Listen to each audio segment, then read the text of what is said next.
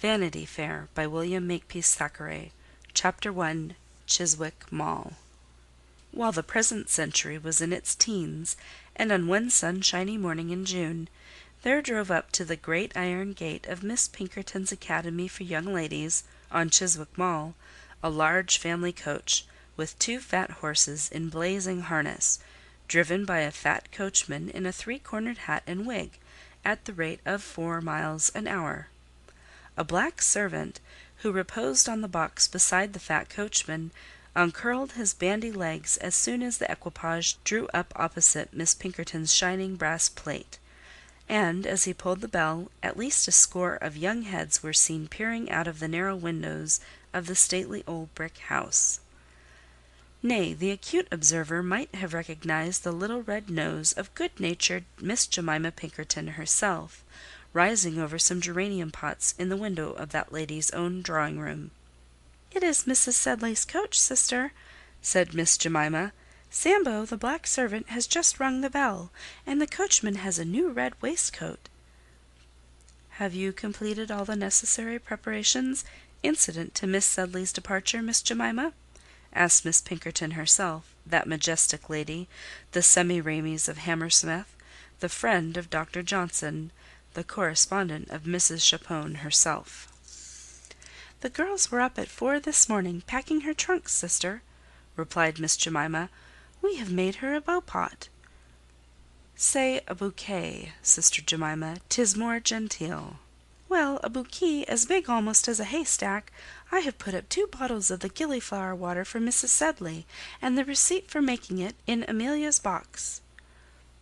"And I trust, Miss Jemima, you have made a copy of Miss Sedley's account. This is it, is it? Very good. 93 pounds 4 shillings. Be kind enough to address it to John Sedley, Esquire, and to seal this billet which I have written to his lady."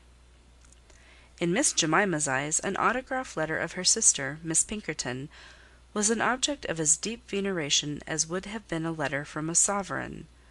Only when her pupils quitted the establishment, or when they were about to be married, and once, when poor Miss Birch died of the scarlet fever, was Miss Pinkerton known to write personally to the parents of her pupils, and it was Jemima's opinion that if anything could console Mrs. Birch for her daughter's loss, it would be that pious and eloquent composition in which Miss Pinkerton announced the event.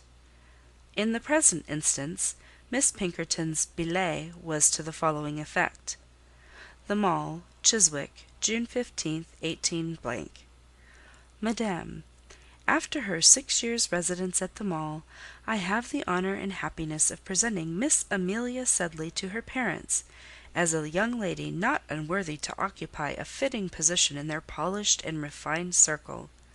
Those virtues which characterize the young English gentlewoman, those accomplishments which become her birth and station, will not be found wanting in the amiable Miss Sedley, whose industry and obedience have endeared her to her instructors, and whose delightful sweetness of temper has charmed her aged and her youthful companions.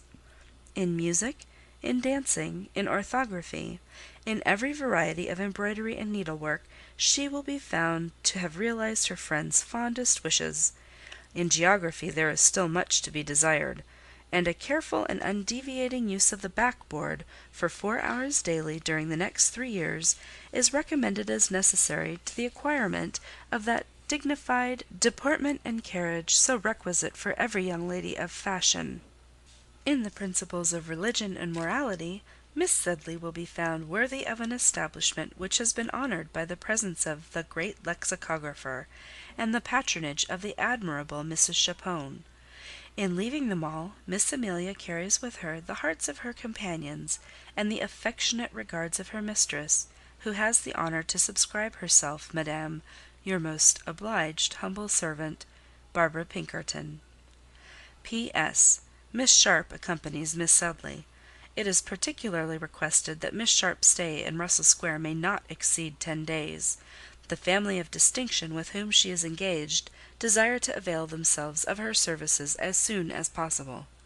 This letter completed, Miss Pinkerton proceeded to write her own name and Miss Sedley's in the fly-leaf of a Johnson's dictionary, the interesting work which she invariably presented to her scholars on their departure from the Mall.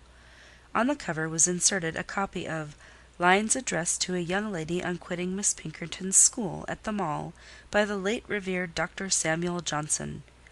In fact, the lexicographer's name was always on the lips of this majestic woman, and a visit he had paid to her was the cause of her reputation and her fortune. Being commanded by her elder sister to "get the dictionary" from the cupboard, Miss Jemima had extracted 2 copies of the book from the receptacle in question. When Miss Pinkerton had finished the inscription in the first, Jemima, with a rather dubious and timid air, handed her the second. "For whom is this, Miss Jemima?" said Miss Pinkerton with awful coldness. "For Becky Sharp," answered Jemima, trembling very much and blushing over her withered face and neck as she turned her back on her sister. "For Becky Sharp. She's going too." "Miss Jemima!" exclaimed Miss Pinkerton, in the largest capitals. "Are you in your senses? Replace the dictionary in the closet, and never venture to take such a liberty in the future." "Well, sister, it's only 2 and 9 pence, and poor Becky will be miserable if she don't get one." "Send Miss Sedley instantly to me," said Miss Pinkerton; and so, venturing not to say another word, poor Jemima trotted off, exceedingly flurried and nervous. Miss Sedley's papa was a merchant in London, and a man of some wealth, whereas Miss Sharp was an articled pupil, for whom Miss Pinkerton had done, as she thought, quite enough, without conferring upon her at parting the high honour of the dictionary. Although schoolmistresses' letters are to be trusted no more nor less than churchyard epitaphs, yet, as it sometimes happens that a person departs this life who is really deserving of all the praises the stone-cutter carves over his bones, who is a good Christian, a good parent, child, wife, or husband, who actually does leave a disconsolate family to mourn his loss, so in academies of the male and female sex it occurs every now and then that the pupil is fully worthy of the praises bestowed by the disinterested instructor. Now, Miss Amelia Sedley was a young lady of this singular species, and deserved not only all that Miss Pinkerton said in her praise, but had many charming qualities which that pompous old Minerva of a woman could not see, from the differences of rank and age between her pupil and herself. For she could not only sing like a lark, or a Mrs. Billington, and dance like Hillisberg or Parasol, and embroider beautifully, and spell as well as a dictionary itself, but she had such a kindly, smiling, tender, gentle, generous heart of her own, as won the love of everybody who came near her, from Minerva herself down to the poor girl in the scullery, and the one-eyed tart woman's daughter, who was permitted to vend her wares once a week to the young ladies in the Mall. She had 12 intimate and bosom friends out of the 24 young ladies. Even envious Miss Briggs never spoke ill of her. High and mighty Miss Saltire, Lord Dexter's granddaughter, allowed that her figure was genteel; and as for Miss Swartz, the rich woolly-haired mulatto from St. Kitts, on the day Amelia went away, she was in such a passion of tears that they were obliged to send for Dr. Floss, and half tipsify her with sal volatile. Miss Pinkerton's attachment was, as may be supposed from the high position and eminent virtues of that lady, calm and dignified, but Miss Jemima had already whimpered several times at the idea of Amelia's departure, and, but for fear of her sister, would have gone off in downright hysterics, like the heiress who paid double of St. Kitts. Such luxury of grief, however, is only allowed to parlour boarders. Honest Jemima had all the bills, and the washing, and the mending, and the puddings, and the plate and crockery, and the servants to superintend. But why speak about her? It is probable that we shall not hear of her again from this moment to the end of time, and that when the great filigree iron gates are once closed on her, she and her awful sister will never issue therefrom into this little world of history.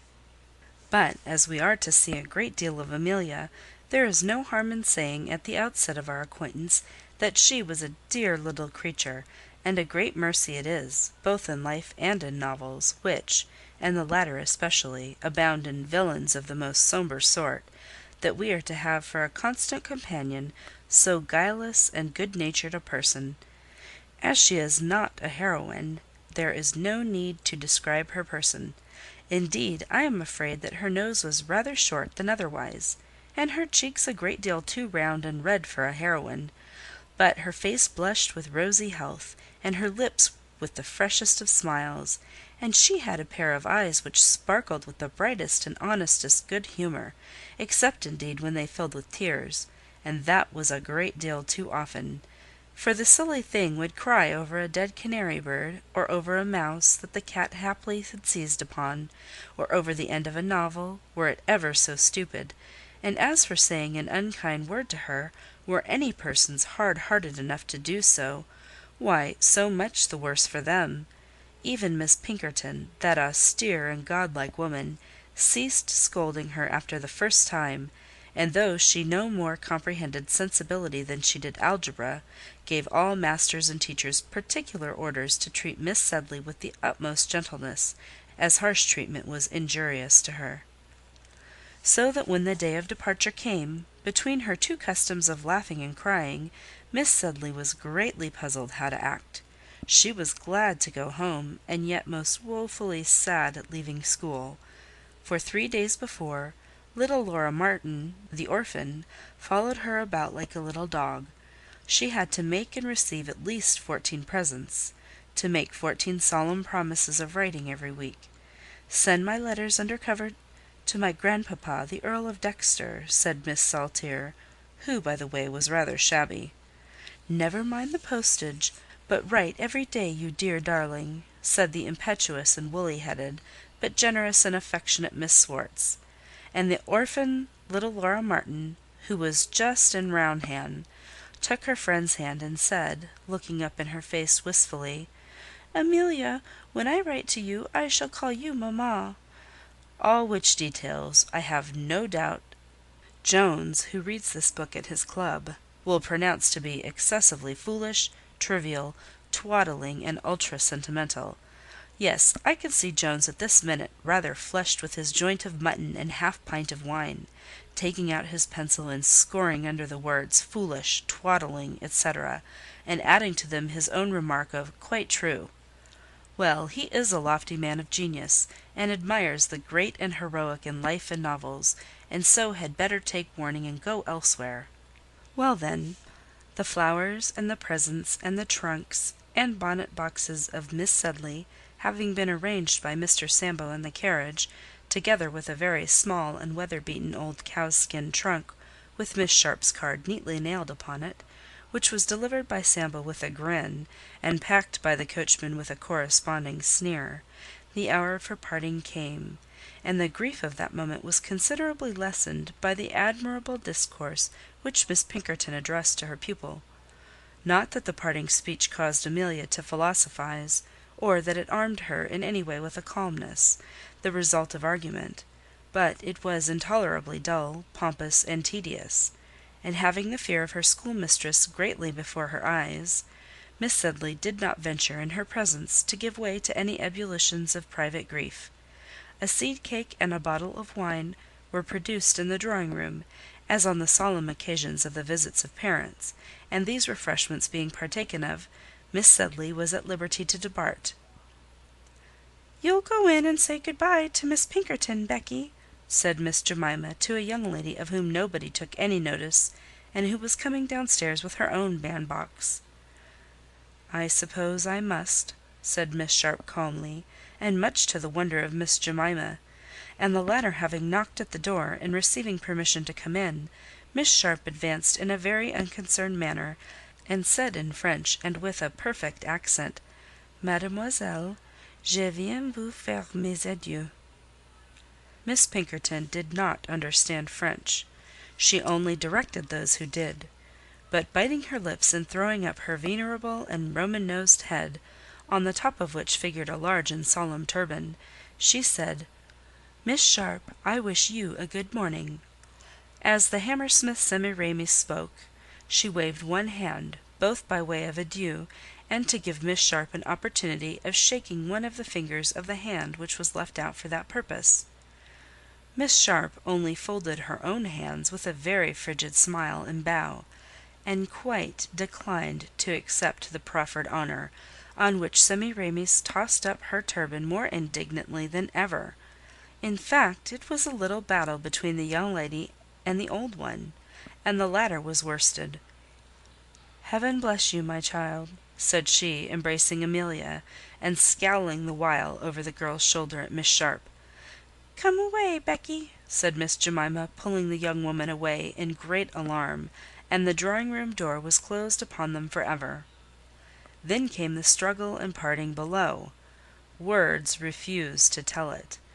All the servants were there in the hall, all the dear friends, all the young ladies, the dancing-master who had just arrived, and there was such a scuffling and hugging and kissing and crying, with the hysterical "Youps!"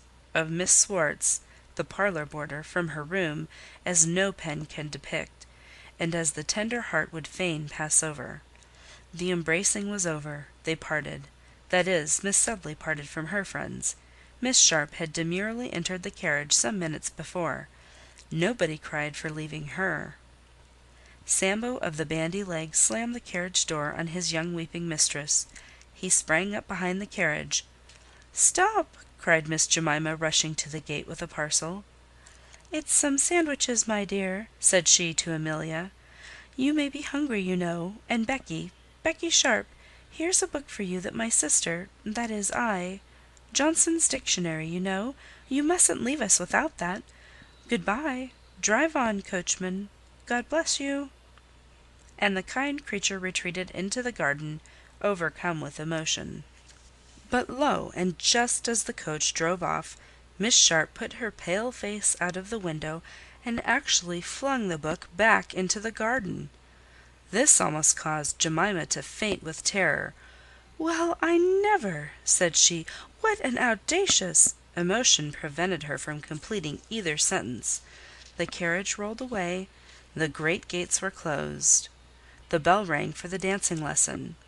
The world is before the two young ladies, and so farewell to Chiswick Mall. End of Chapter 1.